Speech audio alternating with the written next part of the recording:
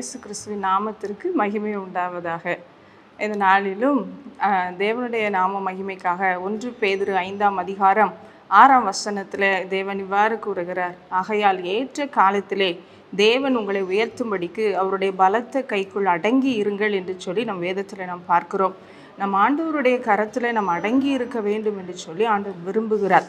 ஆண்டவர் என்ன செய்கிறார்னா, முதலாவது நாம் கீழ்ப்படிந்திருக்க வேண்டும் என்று சொல்லி ஆண்டவர் என்ன செய்கிறார், விரும்புகிறார். ஆண்டவருடைய வார்த்தைக்கு அவருடைய கரத்தில் நாம் அடங்கி கீழ்ப்படிந்து நாம் அடங்கி இருக்கிற பொழுது ஆண்டவர் நம்மளை உயர்த்தி ஆசீர்வதிக்கிற தேவனாக இருக்கிறார். இந்த நாளிலும் நான் என்னுடைய வாலிப நாட்களிலே ஆண்டவரை அறிந்து கொண்ட நாட்களில் இருந்து ஆண்டவர் என்னை ரட்சித்தார். அந்த நாட்களில் இருந்து நான் ஆண்டவருடைய சமூகத்தில் நான் அதிகமாய் ஜெபிக்கிற பொழுது கர்த்தர் என்ன செய்தார், என்னை அவருடைய அன்பினால் அதிகமாய் ஆண்டவர் நிரப்ப ஆரம்பித்தார். அவருடைய கரத்துக்குள்ளே நான் அடங்கி இருந்து ஆண்டவர் எனக்கு பல காரியங்களே தேவன் என்ன செய்தார், எனக்கு கற்றுத்தந்தார். அந்த காரியங்களை நான் கற்றுக்கொள்ள தேவன் என்னுடைய வாழ்க்கையில் ஒரு உயர்வை ஆண்டவர் தருகிறதை நான் அறிந்து கொண்டேன். அது மாத்திரம் இல்லை, ஆண்டவர் என்ன செய்கிறார், ஆண்டவரும் கூட பிதாவாகிய தேவனுக்கு என்ன செய்திருந்தால் கீழ்ப்படிந்திருந்தார் என்று சொல்லி நம் வேதத்தில் நாம் பார்க்கிறோம். அதே போல் நம்முடைய வாழ்க்கையிலும் அவருடைய வார்த்தை கீழ்ப்படிந்து அவருடைய கரத்துக்குள்ளே நாம் அடங்கி இருக்கிற பொழுது நம்மளை உயர்த்தி கர்த்தர் ஆசீர்வதிக்க வல்லவராக இருக்கிறார். என்னுடைய காரியங்களிலும் ஆண்டவர் என்ன செய்தார் என்று சொன்னால், கர்த்தர் என்னுடைய திருமண காரியங்கள் வரும்பொழுது அவருடைய சித்தத்திற்கென்று நான் அர்ப்பணிக்க கர்த்தர் எனக்கு உதவி செய்தார்.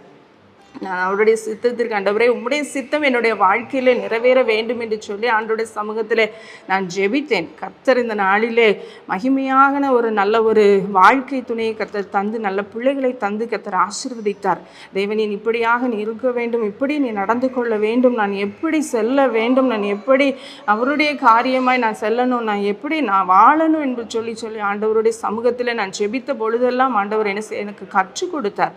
அதை நான் அறிந்து கொண்டு அதை நான் பற்றி கொண்டு ஆண்டவருடைய கரத்துக்குள்ளே நான் அடங்கி இருந்து வாழ்ந்தபடினாலே கர்த்தர் இந்த நாளிலே அடியனை உயர்த்தி தேவன் ஆசீர்வதித்தார். இதே போல் நீங்களும் அநேகர் என்ன செய்திருக்கலாம், ஆண்டவருடைய சித்தத்திற்கென்று உங்களுடைய வாழ்க்கையை நீங்கள் அர்ப்பணிப்பீங்களேன்னு, ஆனால் ஆண்டவருடைய கரத்திலே நீங்கள் அடங்கி இருப்பீர்கள். ஆனால் கர்த்தர் என்ன செய்வார், உங்களுடைய வாழ்க்கையையும் ஆண்டவர் உயர்த்தி ஆசீர்வதிப்பார். ஏற்ற காலத்திலே தேவன் உங்களை உயர்த்தும்படிக்கு அவருடைய பலத்த கைக்குள் அடங்கி இருங்கள்.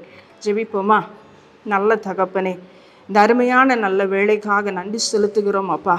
ஆண்டவரே, இந்த நாளிலும் எங்களுடைய வாழ்க்கையெல்லாவற்றையும் உடைய கரத்திலே நாங்கள் உடைய சித்தத்திற்கென்று நாங்கள் ஒப்பு கொடுத்து நாங்கள் ஜெபிக்கிறோம் அப்பா. இன்று நாளிலும் ஏசப்பா, என்னோடு கூட இணைந்து ஜெபிக்கிற அத்தனை பிள்ளைகளையும் உடைய கரத்தில் நான் ஒப்பு கொடுக்கிறேன்.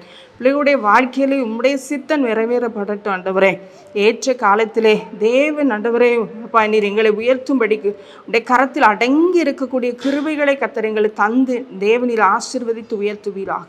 நீர் அப்படியே செய்து விட்டதற்காய் நன்றி. இயேசுவின் நாமத்தில் பிதாவே, ஆமென்.